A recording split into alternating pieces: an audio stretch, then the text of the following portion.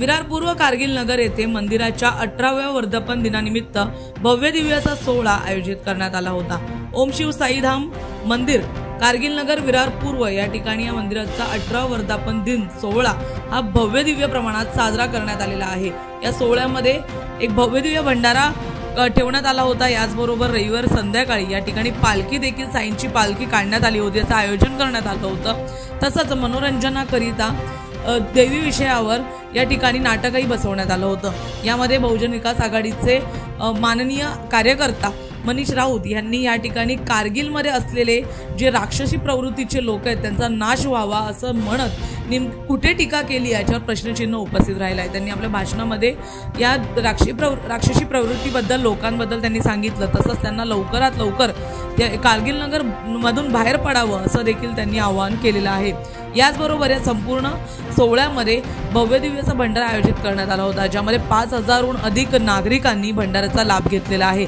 पालखी सोहळ्यात नाचत गाजत साईंची पालखी मिरवणूक काढण्यात आली। या ठिकाणी देखील हजारोंच्या प्रमाणात नागरिक हे उपस्थित होते। मनोरंजनाचे कार्यक्रम ठेवण्यात आले होते। त्या ठिकाणी इथे पाहण्यासाठी देखील 2000 ते 3000च्या लोकांची गर्दी या ठिकाणी जमली होती। मोठा भव्य दिव्य असा सोहळा होता। या ठिकाणी गर्दी थांबत नव्हती, तर हा सोहळा गेली अनेक वर्षे या ठिकाणी चालत आहे। गेल्या वर्षी देखील इतक्याच मोठ्या उत्साहात हा सोहळा पार पडला। तसंच यंदाच्या वर्षी देखील सोमवारी संध्याकाळच्या दिवशी हा मोठा सोहळा भव्य सोहळा पार पडलेला आहे। कारगिल नगरची शान म्हणजे कोकणी बांधव आणि इकडे आम्ही म्हणून हा कार्यक्रम ठेवलेला आहे।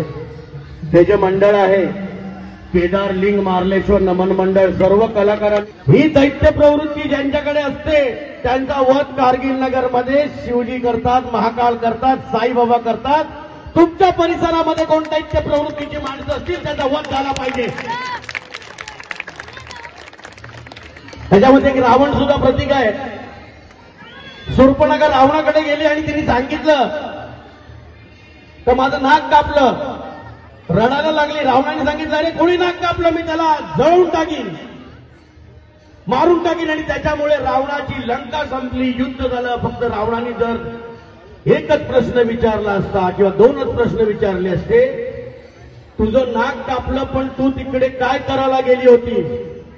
एका नाण्याला दोन बाजू असतात। तिने जर विचारलं असतं तू का गेली होती आणि काय झालं, हे दोन प्रश्न विचारले असते तर रामायण घडलं नव्हतं आणि रावणाची लंका जळाली नसती। म्हणून जे रावणासारखे दैत्य प्रवृत्तीचे लोक आहेत त्यांच्या लंकेमध्ये आग लागलीच पाहिजे। तितकंच मी सांगेन, आपले लोकनेते संजय ठाकूर, आपले नगरसेवक सभापती प्रशांत राऊत, मिनलताई, हेमांगीताई यांच्या खूप प्रयत्नांमुळे आज आम्ही हे कार्यक्रम करू शकतो। एकदा प्लीज सर्व नगरसेवकांसाठी जोरदार टाळ्या। रावण प्रवृत्तीची लोक असतात, हा दैत्य आहे आणि शिवजी आहेत। जे दैत्य प्रवृत्तीचे लोक तुमच्या वॉर्डमध्ये असतील, भडकवत असतील, काही करत असतील, त्यांचा वध झाला पाहिजे। एका नाण्याला दोन बाजू असतात, पण तुम्ही सुद्धा पहिला विचारून घ्या, समजून घ्या। एका बाजूला 3 बाजू असतात, कधी कधी नाणं उभं पण राहते। सत्य परिस्थिती जाणा आणि भांडणं कशी सुटतील याचा विचार करा। भांडणं वाढणार नाही याची दक्षता घ्या। जय हिंद, जय महाराष्ट्र, ओम साईराम।